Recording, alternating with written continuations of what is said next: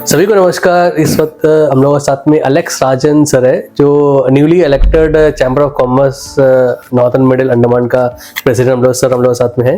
तो सर से जानना चाहेंगे, जो न्यूली चैम्बर अभी फॉर्म हुआ है मेनली नॉर्थ मिडिल में, तो वहाँ का बिजनेस कम्युनिटीज़ को कैसा सर ग्रोथ करेंगे, क्योंकि उनका अगला 3 साल तो उन्हीं का टर्नओवर रहेगा, उन्हीं का प्लानिंग में चैम्बर चलेगा। तो फर्स्ट ऑफ ऑल तो सर आपको कंग्रेचुलेशन सर, आपका जो इलेक्ट्रॉनिक के लिए। सर आपका क्या किस तरह का आपका विषय सर? देखिए, नॉर्थन मिडिल अंडमान अभी ये फॉर्मेशन नया नया हुआ है एंड एज इन ये आके सारे बिजनेसमैन जितने भी हैं उनको आके बहुत ही इंटरेस्ट था कि नॉर्थन मिडिल अंडमान का एक चैम्बर बने, ताकि उनका वॉइस एज इन भी डायरेक्टली आके एडमिनिस्ट्रेशन की तरफ जाए। तो उस चीज़ में हम लोग लगभग 1-1.5-2 साल से हम लोग काम कर रहे थे एंड फाइनली अभी फ़िलहाल रजिस्टर हुआ है।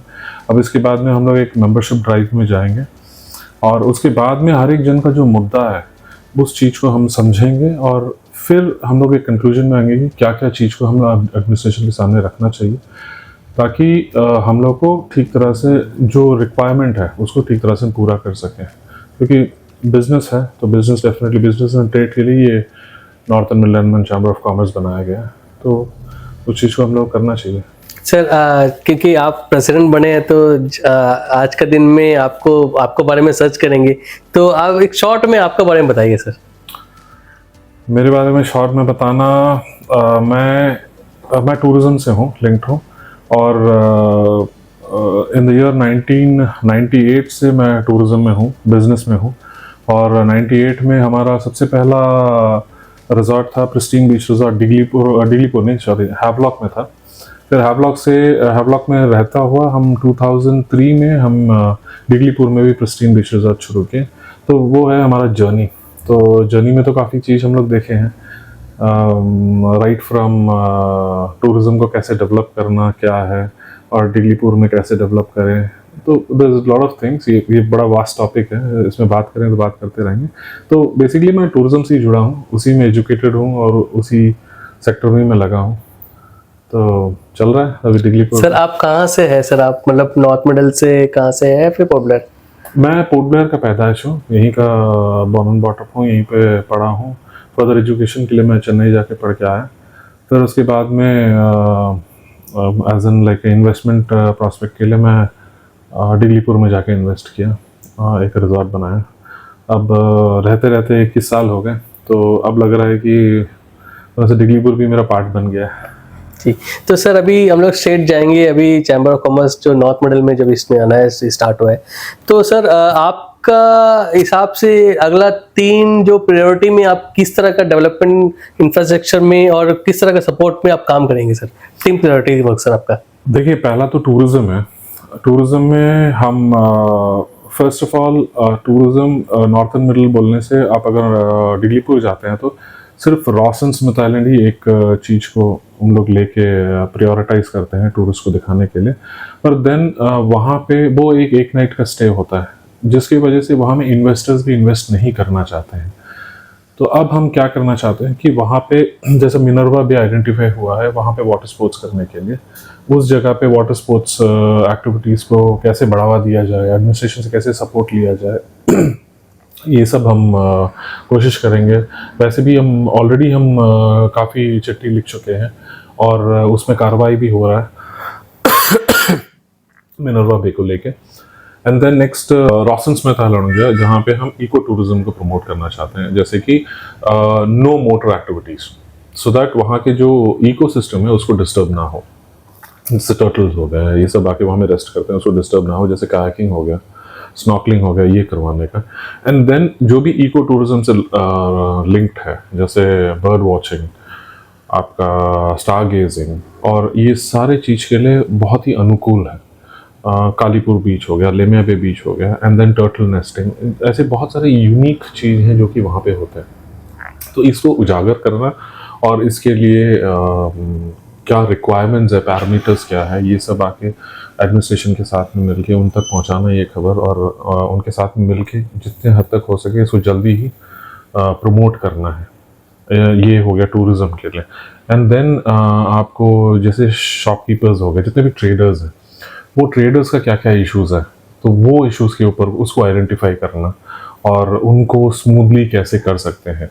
क्योंकि आप ये मान के चलिएगा कि नॉर्थ एंड मिडल अंडमान में आपको सबसे ज़्यादा बिलो पॉवर्टी लेवल लोग आपको मिलते हैं, और इनको पर जबकि डिगलीपुर में आप अगर एक कोई भी सामान ले लें तो पोर्ट ब्लेयर से एड ऑन एक 10% तो कम से कम आपको एड ऑन मिलता है, 10 से 15%। यानी वो लोग बिलो पॉवर्टी लेवल होते हुए भी उन लोगों को 10 से 15% उनको एक्स्ट्रा पे करना पड़ रहा है कोई भी कमोडिटी लेने से, वो हार्डवेयर का हो या कोई भी कपड़ा हो, जो भी हो। वो चीज़ को हम लोग कैसे कम कर सकते हैं और वो चीज़ को कैसे सही दाम में उन तक पहुंचा सकते हैं, ये सब चीज़ के ऊपर में हम लोग काम करना। तो सब्जेक्ट बहुत वास्ट है, और उस चीज़ में हम लोग अब जब मेंबर्स जोड़ेंगे, जब पता चलेगा कि कहाँ कहाँ पे हमें काम करना है, उस चीज़ के ऊपर में काम करेंगे। और ऐसे करके मुद्दा अपने आप आता रहेगा। अब फिलहाल के लिए इतना शॉर्ट टर्म में इंटरव्यू हो रहा है, तो मैं सही बात में सही मैंने में बता नहीं पा रहा हूँ, पर this is what the fact is. हर गहने में छुपी होती है एक कहानी, और हर कहानी को बनाता है खास श्री राजेश्वरी ज्वेलरी। शादी हो, त्योहार हो, सालगिरह या कोई खास दिन, हमारा विश्वास श्री राजेश्वरी ज्वेलरी। यहाँ मिलता है आपको शुद्ध हॉलमार्क गोल्ड ज्वेलरी का बेहतरीन कलेक्शन, क्वालिटी जो दिल जीत ले, डिजाइन जो नजरें थाम ले, और भरोसा जो पीढ़ियों तक साथ निभाए। श्री राजेश्वरी ज्वेलरी, जहाँ हर खुशी का गहना आपका इंतजार कर रहा है। पता नियर शास्त्री रोड, एबरडीन बाजार, श्री विजयपुरम। कॉल 031922333822। श्री राजेश्वरी ज्वेलरी, आपके सपनों का गहना हर मौके के लिए। सर एक सिंपल ये रहेगा, क्योंकि इतना साल तो Andaman Nicobar chamber of commerce से हम लोग चल रहा था। तो अभी north middle chamber of commerce जब सेपरेट हुआ है, जब अलग से वहाँ में चैम्बर बना है, तो इसमें किस तरह का आप लोगों को एक इजी रहेगा, और किस तरह का आगे का डेवलपमेंट आप किस तरह का कैसा एक्सपेक्ट करते हैं सर आप? देखिए, ये अलग हुआ है, ये तो एक बोलने वाली बात है। अलग कुछ भी नहीं हुआ है, ये अंडमान निकोबार है, और अंडमान निकोबार में एडमिनिस्ट्रेशन ने एक समय पे ये जाना कि भाई ये डिस्ट्रिक्ट को संभालना है तो इसको अलग अलग डिस्ट्रिक्ट बनाना पड़ेगा। So they made northern middle Andaman बनाए हैं, साउथ अंडमान बनाए हैं, फिर निकोबार डिस्ट्रिक्ट बनाए हैं।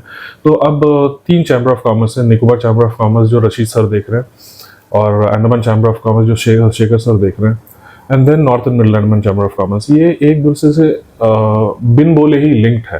जैसे किसी को भी कुछ भी इश्यूज होगा तो ये आपस में डेफिनेटली इस मुद्दा को आगे बढ़ा के उन लोग सोल्यूशन निकालने के लिए ही है। अब northern middle Andaman chamber of commerce बनाने का मेन मकसद ये है कि अब जैसे कि हमारे घर पे जो हो रहा है, तो हमारे घर पे जो हो रहा है वो हम ही बता सकेंगे बेहतर। तो वो चीज़ को हम आगे लाने के लिए हम जब मैसेज को पास ऑन करते हैं, तो वहाँ में कहीं ना कहीं एक कन्वेइंग लैक होता है। तो वो कन्वेइंग लैक को हम लोग फिल करने के लिए एक ट्रेडर्स और एडमिनिस्ट्रेशन के बीच में एक ब्रिज बनने का ही काम हम आके northern middle Andaman chamber of commerce करने के इरादे से ही हम लोग शुरू किए। तो basically it's a trade thing, तो let's see how it goes. तो हमको नहीं लग रहा है कि ये अलग हुआ है, ऐसे कुछ नहीं है। इट इज़ जस्ट दैट हमारा वॉइस को हम लोग ठीक तरह से रेस कर पाए, हम एक अलग से एक ग्रुप बन के। और इस चीज़ में डेफिनेटली बोलो से अंडमान चैम्बर ऑफ कॉमर्स भी मदद में रहेगा साथ में, और जैसे निकोबार चैम्बर ऑफ कॉमर्स भी मदद में रहेगा। इनफैक्ट दोनों सर लोग, रशीद सर और शेखर सर, दोनों आके फ़ोन किए थे, and then they congratulated and they are very happy about it. Sir क्योंकि अभी चैम्बर वहाँ में नॉर्थ मिडल बन ही गया है, तो सर अभी के लिए वहाँ में कितना बिजनेसमैन अभी एक कोई एग्जीम बता सकते हैं कि कितना जन जुड़ सकते हैं, अभी तक जुड़े हैं? देखिए, जब पहला मीटिंग हुआ था तब लगभग 150 लोग तक आए थे, एंड देन फिर दूसरा एक मीटिंग हमने कंडक्ट किया था, तो उसमें लगभग 200 लोग के आसपास आए थे। तो लोगों के अंदर में ये है कि डेफिनेटली हमारे लिए अलग से एक चैम्बर बनना ही है, एंड देन जुड़ने के लिए काफ़ी लोग तैयार हैं। अब जबकि अभी एक 4-5 दिन पहले ही इसका रजिस्ट्रेशन हुआ है, तो जब मेरे को लग रहा है कि मेंबर ड्राइव में ही पता चलेगा कितने लोग जुड़ेंगे। पर डेफिनेटली काफ़ी लोगों को मंशा है कि वो जुड़ेंगे करके।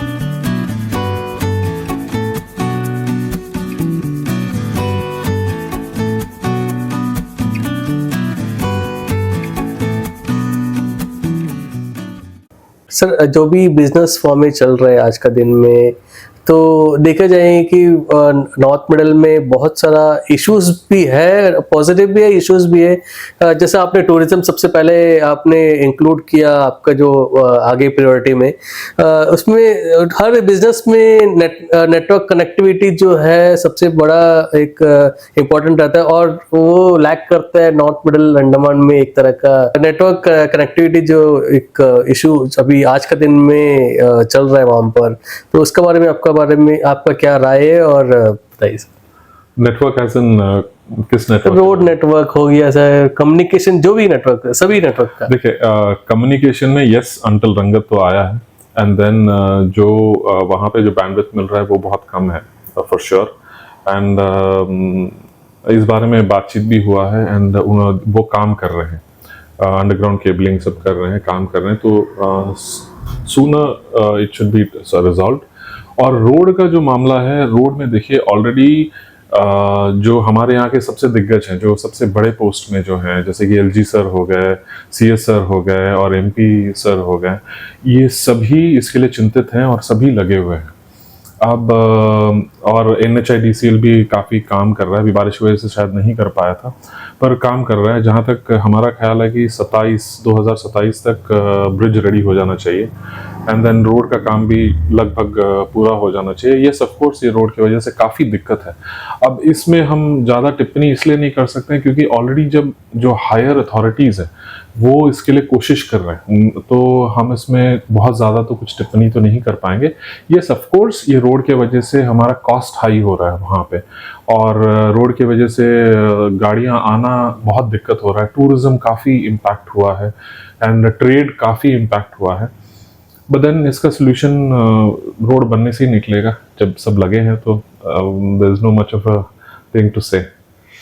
सर जैसा आपने टूरिज्म के बारे में बोला, क्योंकि नॉर्थ मिडल में टूरिज्म एक सेकेंडरी नंबर में चल रहा है वहाँ में, और सेकंड आता है एग्रीकल्चर। वहाँ में एक तरह का अच्छा एक एग्रीकल्चर वहाँ में हो रहा था, तो वहाँ का बारे में किस तरह का आपका डेवलपमेंट रहेगा सर आपका? देखिए, एग्रीकल्चर में अभी तक जो लोग हैं वो आके कम्प्लीटली फोकस्ड हैं प्रोडक्शन में, एज इन लाइक आपका दाल हो गया, मूंग दाल, जो कि डिगलीपुर में काफ़ी फेमस है। चावल का अभी कम होता जा रहा है, चावल बहुत कम लोग प्रेफर कर रहे हैं। अब सुपारी का ज़्यादा पेड़ लगा रहे हैं, तो सुपारी का उपज आ रहा है, एंड देन कोकोनट हो गया।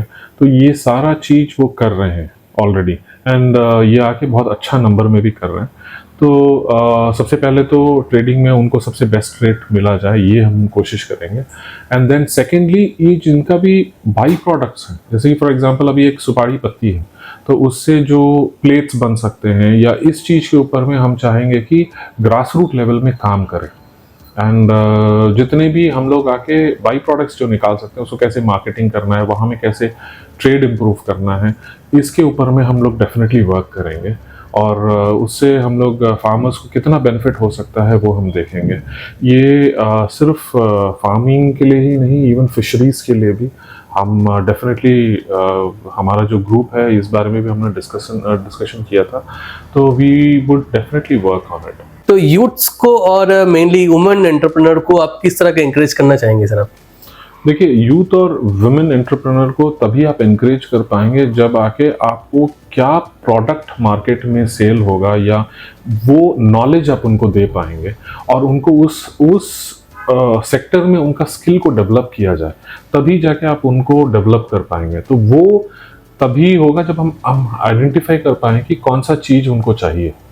अब वही मैं बता रहा था कि जैसे कि plate making, betel nut leaf से प्लेट मेकिंग हो गया, या ऐसे बहुत सारा, जैसे कि जो वहाँ के यूथ बच्चे हैं उनको पहले बर्ड वॉचिंग में इनकरेज करना, या इनफैक्ट इसके लिए हम लोग एवियंस क्लब से भी हम बात करे हुए हैं, एंड वो आएंगे, वो फ्री क्लासेस लेंगे जिसको हम वहाँ में प्रेस्टीन में होस्ट करेंगे और उनका फ्री क्लासेस होगा। वैसे काफ़ी सारा प्रोग्राम्स हम लोग कर रहे हैं, और मिस्टर उदय भास्कर हैं जो आके स्टार गेजिंग करवाते हैं, एस्ट्रो, तो उनको भी हमने बोला हुआ है, तो ही इज़ ऑल्सो इंटरेस्टेड। तो and IPNT is very much interested. तो ऑलरेडी उनका सेशन में 3 स्टार गेजिंग सेशंस वहाँ पे डिगलीपुर में करवा रहे हैं। तो ये सब चीज़ में धीरे धीरे करके काम हो रहा है। तो ये शायद विजुअली दिखाई नहीं दे रहा है, पर काफ़ी काम हो रहा है, और यूथ्स एंड विमेंस को तो इनका हैंडीक्राफ्ट और बहुत सारा चीज़ के लिए डेफिनेटली प्रमोशन करेंगे, और इनको आगे बढ़ाने का तो जिम्मेदारी तो ले रहे हैं, तो डेफिनेटली करेंगे। Thank you so much sir, आपने हम लोग को रिक्वेस्ट सुन के आप लोग आए और हमको इंटरव्यू दिए हम लोग चैनल को। Thank you so much sir. Most welcome.